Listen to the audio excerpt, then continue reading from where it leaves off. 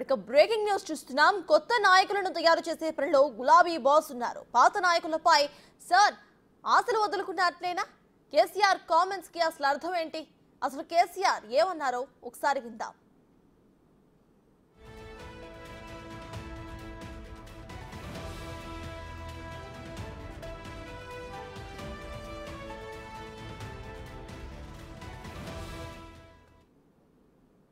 అనేక సమస్యలు తెలంగాణ రాకముందున్నటువంటి అనేక సమస్యలు తీర్చి పేదసాలకు కులాలకు మతాలకు అతీతంగా కూడా మనం ఆడుతున్నాం.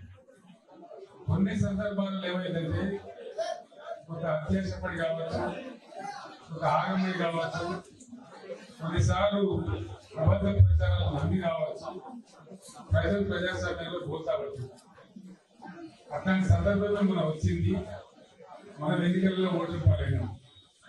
మీ అందరితో నేను కోరేది, రాజకీయం అంటే మేము అధికారంలో ఉంటే లెక్క, మేము అధికారంలో ఉంటేనే పంటలకు అధికారంలో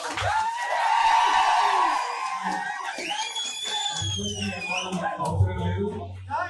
ఇంకా నెరవేరవలసినటువంటి తెలంగాణ ప్రజల కాలం మనమే నెరవేరుస్తాం. అందుకంటే మనకున్న డెప్తు, మనకు తెలిసిన లోతు, తెలంగాణ దుఃఖం, తెలంగాణ బాధ, తెలంగాణ అవసరాలు మనకు తెలిసినంతగా వేరే వాళ్ళ మీ అందరితో కూడా నేను కోరేది, దయచేసి మంచిగా నిబంధనతో ధైర్యంగా ఎక్కడ వాళ్ళు అక్కడ పనిచేయండి.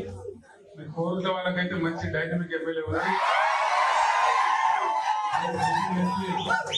ఆయన డాక్టర్ పని, ఈ పని, ఆ పని అని కలిసి చేస్తారు. సరే, జగిత్యాల మీరు ఒక ఆయన పోయి దొంగలు కలిసిపోయింది కదా, మనం ఆయన సృష్టించాం. మన సున్నదాలోనే మళ్ళీ ఒక బుల్లెట్ తయారు చేసుకొని దానికి ఇబ్బంది లేదు. అది ప్రజలు కూడా నిర్ణయం చేసిన టైం వచ్చినప్పుడు. కాబట్టి మనం ఏం తొందరపడే అవసరం లేదు. మనం ఉద్యమమే చేసిన వాళ్ళు ఆనాడు ఎవడున్నారు మనకు? మన జై తెలంగాణ 2001 నుంచి మొదలు పెట్టిపోతే మనకి ఎమ్మెల్యే ఉన్నాడా, ఎంపీ ఉన్నాడా, ఎవడన్నా మంత్రి ఉన్నాడా, ఎవడున్నాడు? పోయినోళ్ళు పోతే ఏమైంది? కొత్త క్యాడర్ను తయారు చేసుకుందాం. ఇవి కేసీఆర్ నిన్న కార్యకర్తలతో చెప్పిన మాటలు.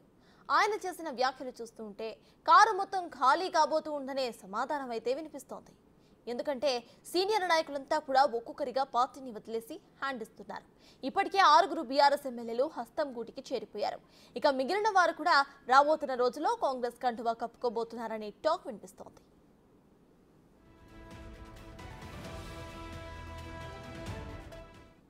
అయితే ఉన్న ఎమ్మెల్యేలను కాపాడుకునే పనిలో ఉన్నారు గులాబీ బాస్. నిన్న ఎర్రవల్లి ఫామ్ హౌస్ చుట్టుపక్కల గ్రామాలకు చెందిన కార్యకర్తలతో మాటామంతి నిర్వహించారు. పార్టీ పరిస్థితిని ఉద్దేశిస్తూ ప్రస్తావించారు. పోయేటోడు పోయినా సెకండ్ క్యాడర్ను తయారు చేసుకుందామనే సంకేతాలను ఇచ్చారాయన. అయితే దొరవారి మాటలు వింటూ ఉంటే పాత నాయకులపైన నమ్మకం వదులుకున్నట్లే కనిపిస్తోంది. వరుసగా 3 రోజుల పాటు ఎమ్మెల్యేలను, నాయకులను బుజ్జగించిన ఫలితం అయితే కనిపించలేదు. ఇక పరిస్థితి చేయి దాటిపోతుంది అని అనుకున్న కేసీఆర్ సెకండ్ ప్లాన్ ను దించారు. కొత్త క్యాడర్ తయారు చేసే పనిలో పడ్డట్లు కనిపిస్తోంది. నిన్న ఢిల్లీలో సీఎం రేవంత్ రెడ్డి సమక్షంలో చేవెళ్ల ఎమ్మెల్యే కాలే యాదయ్య కాంగ్రెస్ కండువా కప్పుకున్నారు. రాబోతున్న రోజుల్లో మరికొందరు వస్తారని పొలిటికల్ వర్గాల్లో టాక్ వినిపిస్తోంది. ఇదే కనుక జరిగితే కేసీఆర్ సెకండ్ క్యాడర్ పైనే ఆశలు పెట్టుకోవాల్సిన పరిస్థితి వస్తుందని రాజకీయ విశ్లేషకులు అభిప్రాయపడుతున్నారు. ఇదే విషయంపై పూర్తి డీటెయిల్స్ మా ప్రతినిధి సైదులు అందిస్తారు. సైదులు చెప్పండి, ఇటు కార్ ఖాళీ అవ్వబోతున్న సంకేతాలు అయితే గట్టిగానే వినిపిస్తున్నాయి. ఇటు కేసీఆర్ సెకండ్ క్యాడర్ గురించి ఆలోచనలు చేస్తున్నారు. ఆయన మాటల్లో అది క్లియర్ గా కనిపిస్తుంది. దీన్ని ఎలా చూడాలంటారు? ప్రెసెంట్ పొలిటికల్ హీట్ బీఆర్ఎస్ లో ఎలా ఉంది?